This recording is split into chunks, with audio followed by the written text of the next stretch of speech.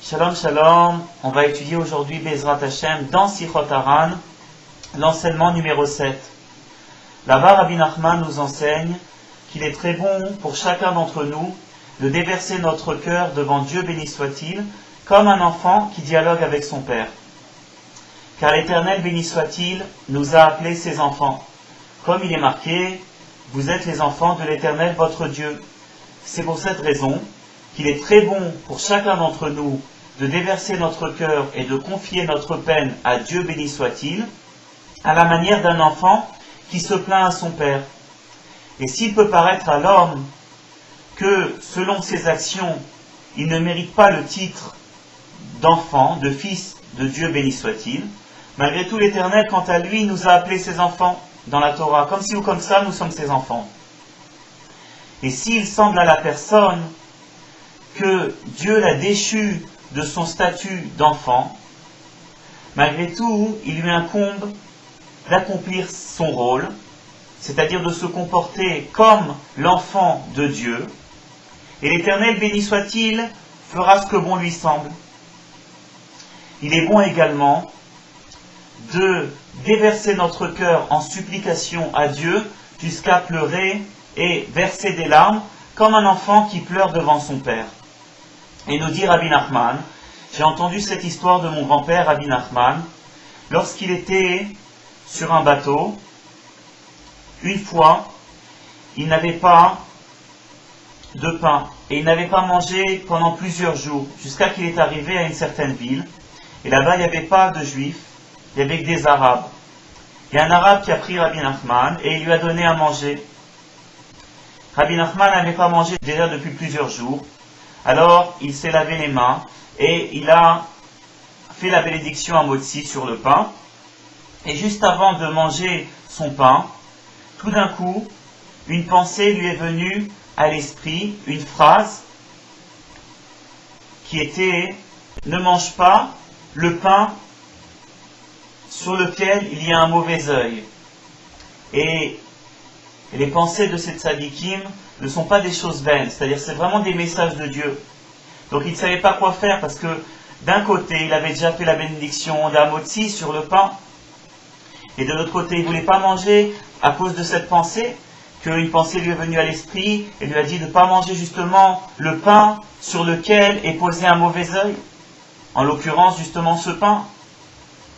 Et juste après, une pensée secondaire lui est venue à l'esprit, également une phrase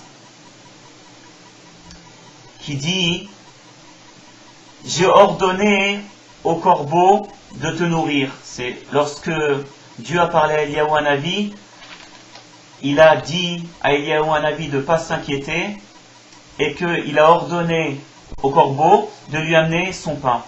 Et alors, lorsque cette seconde pensée est venue à l'esprit de Rabbi Nachman, il a pu manger son pain tranquillement, sous-entendu que parfois, même les corbeaux et les personnes négatives, eh bien, sont des messagers de Dieu pour nous amener justement notre subsistance. Et nous dit Rabbi Nachman, pourquoi il nous raconte cette histoire? Pour nous dire justement que c'est de la même manière pour toutes les pensées qui viennent perturber l'homme.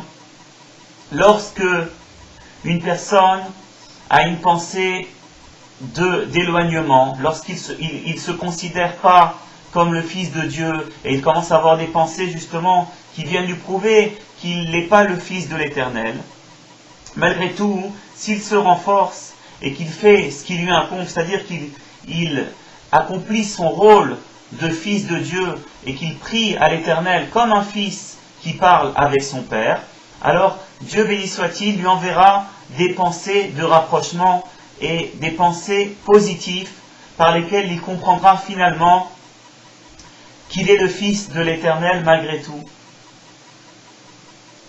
C'est pour cette raison que l'homme, il doit faire ce qui lui incombe, c'est-à-dire se considérer vraiment comme le Fils de Dieu et prier de la manière d'un fils, d'un enfant qui prie, qui demande des choses à son Père, même s'il nous semble qu'on n'est pas à ce niveau.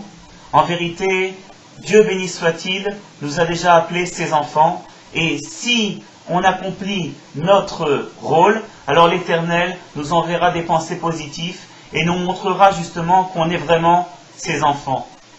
Qu'on puisse mériter de se comporter dignement comme les enfants de l'Éternel, béni soit-il, comme des fils de roi, et toujours prier Dieu béni soit-il, comme un enfant qui demande et qui se plaint à son père, et alors son père aura pitié de lui et lui donnera ce qu'il a besoin. Amen et Amen. À bientôt pour un nouveau cours, Bezrat Hashem.